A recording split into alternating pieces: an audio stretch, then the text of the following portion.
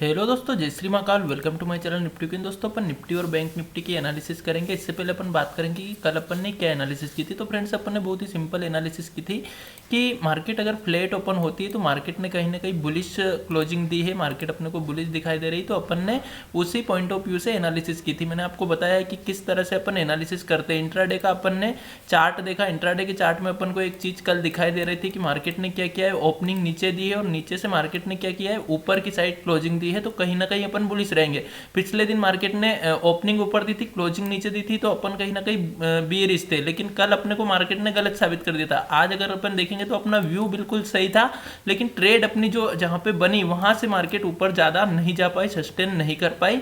जब मार्केट ने अपने पॉइंट को ब्रेक किया, अपन ने कल डिसाइड किया था कि अगर मार्केट 18,143 के ऊपर निकलेगी, अपन यहाँ पे कॉल की पोजीशन लेंगे। 20 पॉइंट के आसपास का अपन एसएल लगाएंगे और टारगेट अपन ने बड़ा टारगेट रखा था 100 पॉइंट के आसपास का। लेकिन मैंने जब मार्केट ने इसका ब्रेकआउट दिया था और यहाँ पे बहुत अच्छा प्राइस एक्शन बनाया था, तो मैंने आपको बोला था कि अगर अपन ने ट्रेड ली है तो अपन डेफिनेटली यहाँ पे रुके रह सकते हैं अपने एसएल के साथ। एसएल भी मैंने आपको ये डिसाइड करके दिया था, मात्र 11 पॉइंट का यहाँ पे एसएल लग रहा था।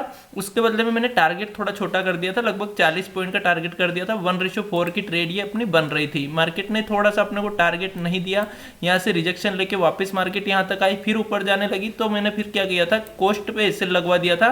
क्योंकि देखिए मार्केट ने बहुत टाइम ऊपर की साइड बिता दिया था, मार्केट ऊपर सस्टेन नहीं कर पा रही थी, क्योंकि बैंक निफ्टी कहीं ना कहीं निफ्टी को भी नीचे खींच के लाना चाह रही थी।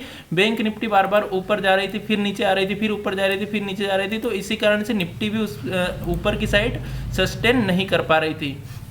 तो कहीं ना कहीं अगर अपन ने टारगेट आज बुक नहीं किया होगा तो अपन कोस्ट टू कोस्ट निकले होंगे। मैंने टेलीग्राम चैनल पे भी जो ट्रेड ली थी वो आपके साथ शेयर कर दी थी, है ना। अब कल अपन किस तरह से एनालिसिस कर सकते हैं फ्रेंड्स, देखिए रोज बिल्कुल ऐसी एक्सपेक्टेशन नहीं करें कि रोज अपने बड़े बड़े टारगेट हिट हो जाए, रोज अपने को प्रॉफिट हो, ऐसी एक्सपेक्टेशन नहीं रखे मार्केट से। क्योंकि अगर अपन इस तरह की एक्सपेक्टेशन रखते हैं तो अपने को रिग्रेट होता है। और अगर रिग्रेट होगा, अपन ने अगर उस चीज़ को माइंड पे लिया कि अरे यार अपना आज भी प्रॉफिट नहीं हुआ, कल भी नहीं हुआ, अगर अपन ने इस तरह का माइंडसेट अपना बना लिया तो कहीं ना कहीं फिर अपन उस माइंडसेट के साथ ट्रेड करेंगे कि कल भी अपना लॉस हुआ था तो आज अपन लॉस कवर कर लेते हैं। इस तरह की सोच के साथ अगर अपन ट्रेड करेंगे तो फिर अपन बिल्कुल इमोशन लेस ट्रेड नहीं कर पाएंगे और ऐसी ट्रेड अपन कहीं ना कहीं गलत ट्रेड में एंटर कर जाएंगे, जिस कारण से अपना और ज़्यादा लॉस हो सकता है। तो कभी भी इन चीज़ों को माइंड पे नहीं ले। लॉस और profit part of trading life है, तो इससे बिल्कुल भी घबराए नहीं, है ना। छोटे छोटे ऐसे अगर होते हैं कोई दिक्कत नहीं, हो जाने दो, बस बड़ा लॉस अपन को नहीं करना। इस चीज़ का ध्यान रखें। मार्केट अपने को एक ना एक दिन बहुत अच्छा टारगेट देगी जिसमें अपने छोटे छोटे लॉस कवर होंगे और अच्छे प्रॉफिट में अपन निकलेंगे, है ना। तो अब अपन कल के लिए एनालिसिस करते हैं, कल अपन किस तरह से ट्रेड कर सकते हैं। तो फ्रेंड्स बहुत ही सिंपल कल के लिए अपन एनालिसिस रखेंगे। क्या करते हैं कि मार्केट ने आज बार बार इस पॉइंट को रिस्पेक्ट दिया है जो अपन ने आज एसएल रखा था। जो अपन ने एसएल रखा था वहां तक तो मार्केट नहीं आई ब्रेकआउट देने के बाद, लेकिन हाँ मैंने कहीं ना कहीं कोस्ट टू कोस्ट इसलिए निकलवा दिया क्योंकि मार्केट बहुत टाइम इसके यहाँ पे रुक चुकी थी और इतनी देर तक अपन नहीं रुक सकती क्योंकि अपन ऑप्शन बाइंग कर रहे हैं ना। तो कल अपने लिए ये पॉइंट इंपॉर्टेंट हो जाएगा एक तो, और दूसरा ऊपर की साइड अगर अपन देखें तो ये वाला पॉइंट, क्योंकि मार्केट बहुत देर तक इस जोन में रह चुकी है ना।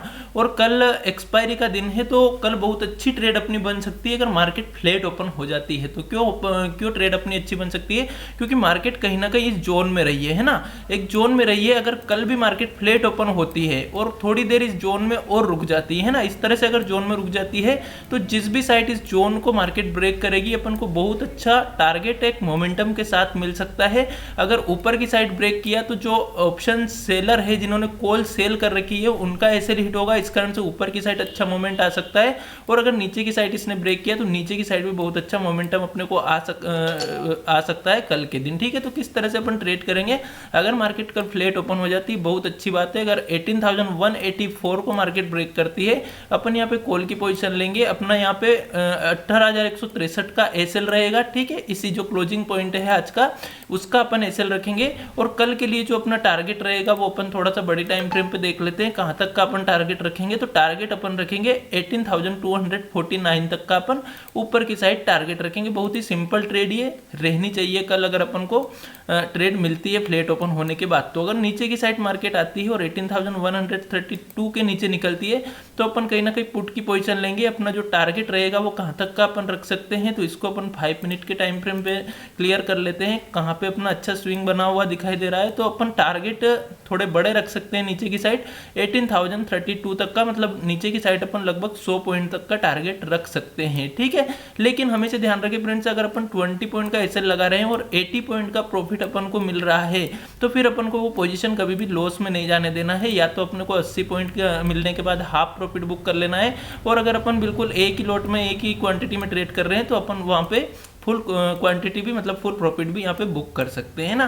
तो सिंपल सी ट्रेड बनेगी। अगर इसके नीचे निकलती है पुट की पोजीशन, इसके ऊपर निकलती है कॉल की पोजीशन। अगर मार्केट कल गैप अप ओपन हो जाती है, देखिए फ्रेंड्स, गैप अप ओपन होने में, अगर मैंने आपको अभी 30 मिनट का जो चार्ट दिखाया था, गैप अप ओपन होने में बहुत अच्छा जोन आ रहा है, एक रेसिस्टेंट जोन, जिसको अपन ये वाला जोन मानेंगे, जो कि 18,253 से लेकर के 18,264 का ये जोन बहुत ही इंपॉर्टेंट है, बहुत ही अच्छा रेसिस्टेंट है ये मार्केट का, और बहुत दिनों से मार्केट इस जोन को ब्रेक नहीं कर पा रही है।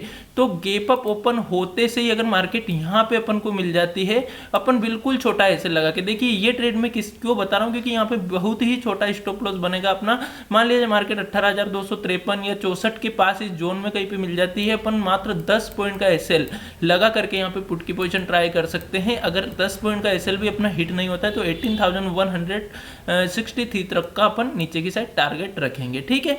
अगर मार्केट गैप अप ओपन होके इसको ब्रेक करती है तो फिर कहीं ना कहीं अपन कॉल के बारे में सोचेंगे, फिर कॉल की पोजीशन लेंगे, 20 पॉइंट का एसएल लगाएंगे, और ऊपर की साइड अपन लगभग 80 पॉइंट का टारगेट रखेंगे, क्योंकि कल एक्सपायरी का दिन है, तो इतना पॉइंट भी अपने लिए बहुत रहेंगे, ठीक है। अगर मान लिया जाए मार्केट गैप डाउन ओपन हो जाती है, देखिए गैप डाउन ओपन होती है तो 18,032 बहुत ही इंपॉर्टेंट सपोर्ट है मार्केट का।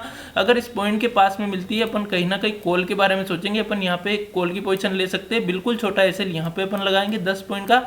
अगर एसएल हिट नहीं होता है तो फिर ऊपर की साइड 100 पॉइंट का टारगेट रखेंगे। बहुत ज़्यादा बड़ा गैप अप हो जाता है, बहुत ज़्यादा बड़ा गैप डाउन होता है, अपन डेफिनेटली प्राइस सेक्शन पर ट्रेड करेंगे। बैंक निफ्टी की अगर अपन बात करें तो बैंक निफ्टी थोड़ा सा कंफ्यूज कर रही है, बार बार इसमें सेलिंग आ रही है, कभी बाइंग आ रही है, तो समझ नहीं पड़ने दे रही है बैंक निफ्टी। फिर भी अपन क्या करेंगे, कम क्वांटिटी में इसमें ट्रेड कर सकते हैं। ये वाला पॉइंट इसमें भी मार्क कर लेते हैं, और नीचे की साइड ये वाला पॉइंट अपन इसमें मार्क कर लेते हैं। अगर ये फ्लैट ओपन हो जाती है, ऊपर की साइड चलती है 42,550 के ऊपर अपन कॉल की पोजीशन ले सकते हैं। अपना जो टारगेट रहेगा ज़्यादा बड़ा टारगेट नहीं रखेंगे, 42,700 तक का अपन ऊपर की साइड टारगेट रखेंगे बैंक निफ्टी में। अगर नीचे की साइड आती है तो अपन 42,344 मतलब 42,344 के नीचे पुट की पोजीशन बाय करेंगे। अपना एसएल वही 40 पॉइंट का रहेगा। अगर एसएल हिट नहीं होता है तो जो अपन टारगेट रखेंगे वो टारगेट तो बड़ा हो सकता है, 42,030 तक का अपन टारगेट रख सकते हैं, लेकिन मिनिमम अपन 1:4 तक टारगेट, 200 पॉइंट का टारगेट अपन लेने की कोशिश करेंगे। यहाँ तक का अपन टारगेट इसमें बुक कर सकते हैं। तो फ्रेंड्स, बहुत ही सिंपल कल की एनालिसिस रहेगी, बहुत अच्छी ट्रेड अपने को मिल सकती है अगर मार्केट फ्लैट ओपन होती है तो। ज़्यादा बड़ा गैप अप या गैप डाउन ओपन होती है, प्राइस एक्शन देखेंगे। अगर इस पॉइंट के पास मिलती है, ये एक अच्छा रेजिस्टेंस है मार्केट का, क्योंकि देखिए यहाँ से तेजी से सेलिंग आई है मार्केट में ना, तो ये पॉइंट अच्छा है। अगर इस तरह के पॉइंट के पास मार्केट मिलती है तो कोई दिक्कत नहीं है, वहाँ पे बिल्कुल छोटा सा एसएल लगा करके आप अपनी मर्जी से, मान लिया जाए 20 पॉइंट का एसएल लगा के यहाँ पे पुट की पोजीशन ट्राई कर ली। अगर एसएल हिट नहीं हुआ, मार्केट ने इसी तरह का रिजेक्शन ले लिया वापस से, तो अपन को बहुत अच्छे टारगेट यहाँ पे मिल सकते हैं। तो अपन मान लिया जाए 20 पॉइंट का एसएल लगा रहे हैं तो कम से कम 150 पॉइंट तक की टारगेट के लिए अपन रुक जाए, है ना। इस तरह से अपन कर सकते हैं। बड़ा गैप डाउन हो गया, यहाँ पे एक साइकोलॉजिकल लेवल ये आ रहा है 42,030 का, इसके पास मार्केट मिल गई तो अपन डेफिनेटली यहाँ पे एक कॉल की पोजीशन ट्राई कर सकते हैं, क्योंकि एक्सपायरी वाले दिन इस साइकोलॉजिकल लेवल को तोड़ने में मार्केट को बहुत ज्यादा दिक्कत आने वाली है। तो इस जगह पे अपन कॉल की पोजीशन ट्राई कर सकते हैं। 100 से 150 पॉइंट का टारगेट आसानी से मार्केट अपन को ऊपर की साइड दे देगी। इस तरह से अपन सिंपल ट्रेडिंग को रखेंगे और सिंपल ही ट्रेड लेंगे, बिल्कुल ज्यादा इसको डिफिकल्ट करने की जरूरत नहीं है।